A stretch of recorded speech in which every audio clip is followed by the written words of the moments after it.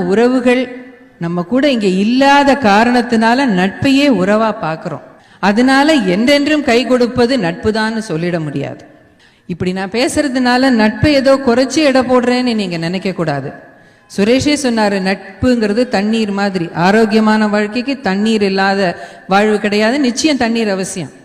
ஆனா நான் சொல்ல வர்றது என்னன்னா, உறவுங்கிறது சுவாசம் மாதிரி. சுவாசிக்காம இருக்கவே முடியாது.